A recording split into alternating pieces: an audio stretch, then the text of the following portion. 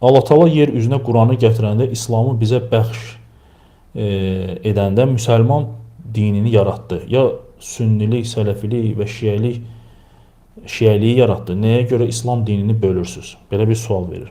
Peyğəmbər sallallahu əleyhi və səlləmin zamanında, səhabələrin zamanında müsəlmanlar bir-birlərinə nə şiə, nə sünni, nə digər adlarla adlandırmayıblar. Çünki həmin zamanda şər olmuyor, fitnə olmuyor. Həmin zamanda bidət yox idi. Peyğəmbər sallallahu əleyhi və səlləm nə deyirdi, ona əməl edirdilər. Nədən çəkindirirdi, ondan çəkinirdilər. Və sonra Peyğəmbər sallallahu əleyhi və səlləm vəfat edəndən sonra şər baş qaldırdı. İnsanlar meydana çıxdı ki, hansı ki Peyğəmbər sallallahu əleyhi və səlləmin demədiyini dedilər, Peyğəmbər sallallahu əleyhi və səlləmin etmədiyini etdilər və başqalarını da bunu din adıyla etməyə çağırdılar. Və onları aldadıb bunu onlarla mənfəət güdməyə və cürbəcür öz mənafeləri üçün istifadə etməyə başladıqda səhabələr nə dedilər? Dedilər ki, sən mulənə ricəlikum, işlərinizi bizə tanıdın, adlarını deyin, baxaq. Sünnidirsə, yəni Peyğəmbər s.ə.v-in yolundadırsa, sünni üzərindəsə qəbul edirdilər ondan dini. Yox, Peyğəmbər s.ə.v-in dini üzərində, yolu üzərində deyilsə, ondan dini qəbul etmirdilər.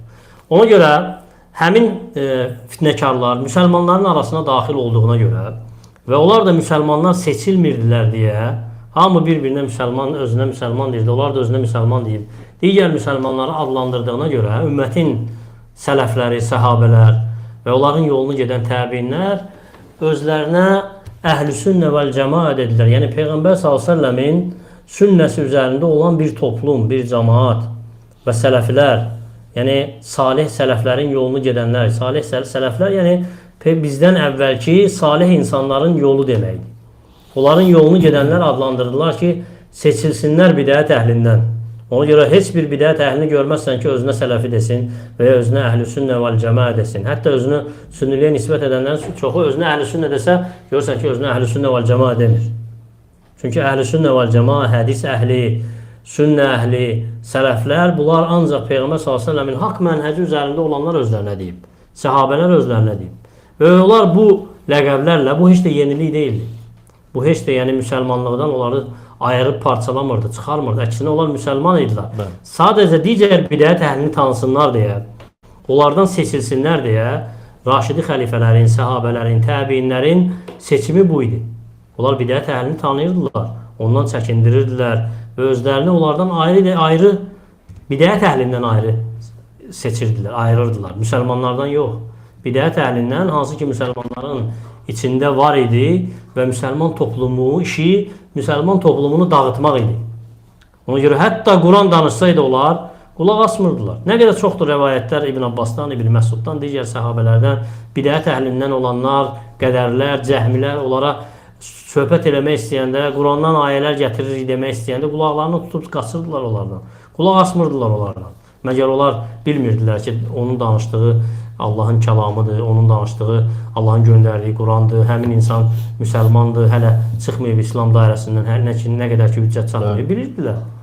Lakin onlarla necə müamilə edirdilər? Bidət əhlinin müamiləsini edirdilər. Çünki onlar İslamı dağıdırdılar.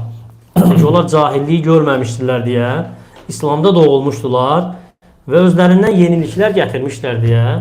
Çünki cahilliyi görən İslam dininin qədrini bilir. Ona görə Ömər radiyallahu anh nə deyir ki, bu dini kim dağıracaq? Kim ki İslamda doğulub cahilliyi görməyib. Ona görə bilmir qədrini İslam dininin. Və cahilliyi görməyənlər, İslamda doğulanlar, hansı ki özlərindən başladılar, bu toplumdan olub bu toplumu dağıtmağa çalışdılar. Elə bildilər ki, çox ibadətlər uydurmaqla, çox yeniliklər gətirməklə, səhabələrin etmədiyi əməlləri etməklə onlar nəsə xeyrə nail olacaqlar. Yox, əksinə, şərdən başqa heç nəyə nail olmayacaqlar və ola da bilməzdilər. Necə ki, səhabələr buyururlar ki, bu ümmətin əvvəli nə ilə islah olub, o ilə islah olmaq olar. Ona görə ümmətin sonu əvvəli islah olmayandan islah olmursa, heç nə ilə islah olmayacaq. Və qorxulur ki, həmin insanların başını necə ki, səhabə radiyallahu anhu deyir İbn Abbas deyir ki, qorxuram ki, başınıza göydən daşlar yaxsın. Deyirəm, Allah və elçisi dedi, deyirsiniz ki, filan kəs dedi. Bəli.